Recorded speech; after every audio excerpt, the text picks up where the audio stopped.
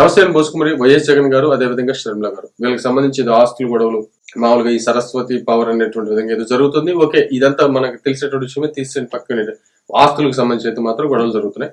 దీంట్లో simple logic ఏంటంటే, మనం ఉన్నట్టుగా మాట్లాడుకోవాలి. నాకు అర్థమైనటువంటి విషయం చెప్తాను. ఒకటి ఏంటంటే, రాజశేఖర రెడ్డి గారు చనిపోయిన తర్వాత జగన్మోహన్ రెడ్డి గారు తండ్రి నాటం పెట్టుకుని సంపాదించుకున్నాడా, లేకపోతే తండ్రి సంపాదించాడా, ఏమైనా ఉన్న ఆస్తులను అయితే మాత్రం ఈడీ అటాచ్ చేసింది. అంటే ఆ ఆస్తుల్ని అవి ప్రభుత్వ హ్యాండ్ ఈడీ హ్యాండ్ లో ఉంటాయి. కాబట్టి వాడి జోలికి ఎవరు వెళ్ళడానికి అయితే లేదు.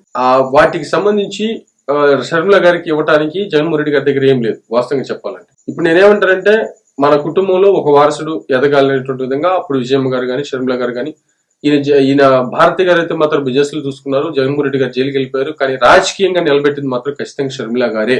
దీంట్లో వేరే సెక్షన్ లేదు. ఈ రోజు ఒక వైసీపీ పార్టీ అంటూ ఉంది.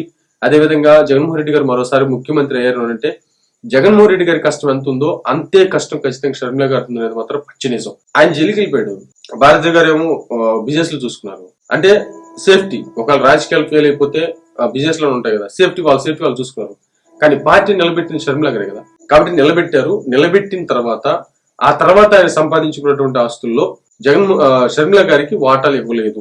అంటే ఈడీ అటాచ్ లో ఉన్నాయి, అవి నేను ఇవ్వలేను అనేటువంటి విధంగా ఉంటుందో అక్కడతో వాళ్ళకి ప్రాబ్లమ్స్ స్టార్ట్ అయినటువంటి వాదన బలంగా ఉంది. కానీ షర్మిల గారు వైసీపీ పార్టీని నష్టపరిచారంటే మన 2019లో ఖచ్చితంగా 2024లో ఖచ్చితంగా నష్టపరిచారు. ఓడిపోవడానికి కూడా బలమైనటువంటి కారణం అయ్యారు. ప్లస్ వివేకానంద రెడ్డి గారి హత్య కేసుకు సంబంధించి సునీత గారు కూడా దాంట్లో పాల్పంచుకున్నారు. విపరీతంగా తిరిగారు. అంత అయిపోయింది. అటు తల్లి దూరం అయిపోయారు, ఉన్నటువంటి ఇద్దరు చెల్లెళ్ళు దూరం అయిపోయారు. ఆయనకు ఉన్నటువంటి ఇద్దరు చెల్లెళ్ళు దూరం అయిపోయారు.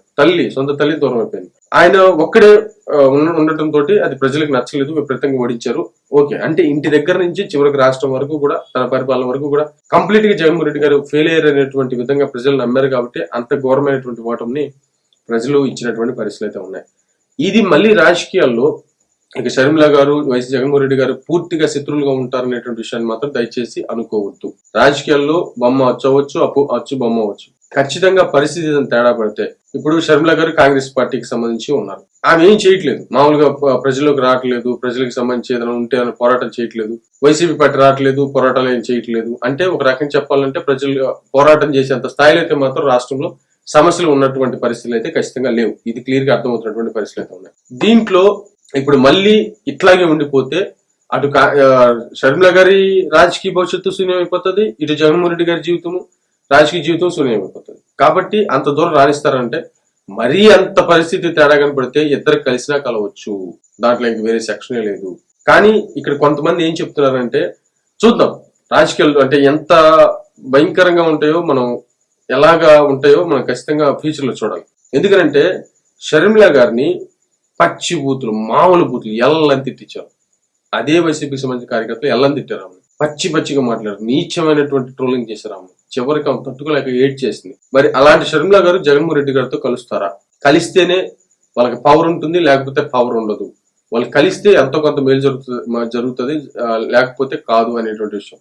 ఎవరు కాంప్రమైజ్కి వెళ్తారు అనేటువంటి విషయం మాత్రం తెలియదు. కానీ కలుస్తారు అనేటువంటి విధంగా చాలా మంది మాట్లాడుతున్నారు. బట్ ఏది కొంత రాజకీయానికి సంబంధించి కొంత రాజకీయ పండితులు అయితే మాట్లాడుతున్నారు. బట్ ఏమైతే చూడాలి. కానీ మరి చెప్పలేము, 2006 అవ్వచ్చు, 2010 అవ్వచ్చు. రాజకీయాలు ఏదైనా సాధ్యమే. బట్ చూద్దాం ఏమైంది.